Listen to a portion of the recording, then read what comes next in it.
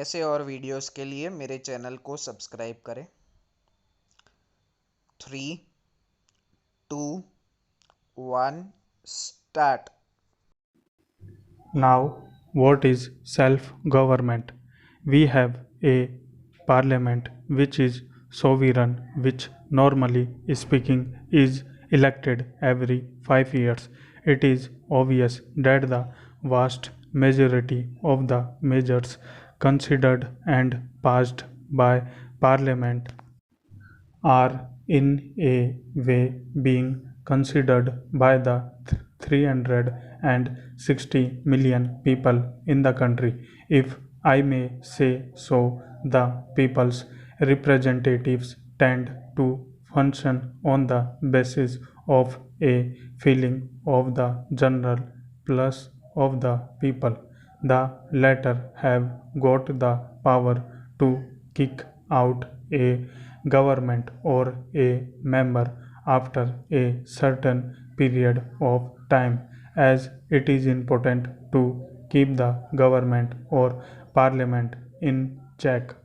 Again, there also exists a general feeling or awareness in the people that things are being done according to their wishes or in consultation with them.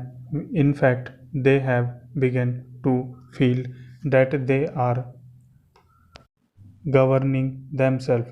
This is only partly true, but it is true enough in the sense that there is a check on the government and also on parliament, and that it can be kicked out if it went too far in any direction.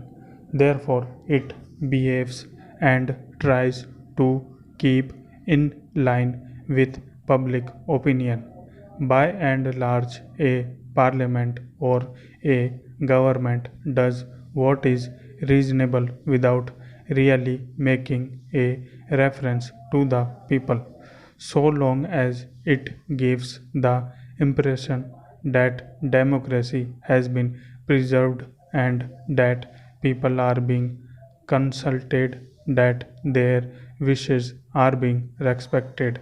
All is well, but whether they are actually consulted or not is another matter.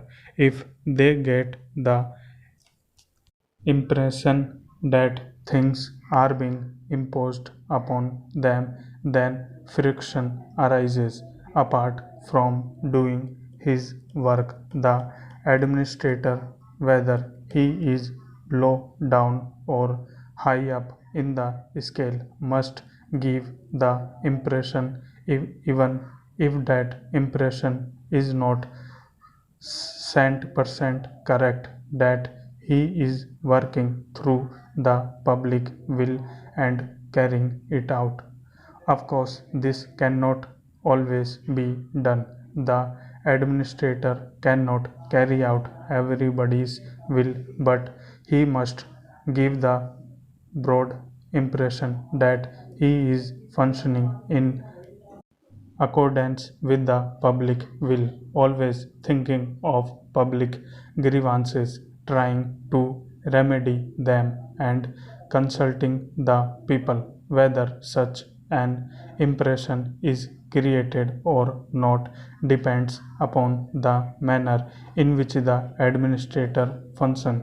It is quite essential in a democracy to create this impression in the interest of both the public and the administrator. Otherwise, democracy rebels, perhaps not immediately but after a period of time. This applies generally to all types of administrative activities, but it applies more so to work of a social character which affects the people at large in many ways here.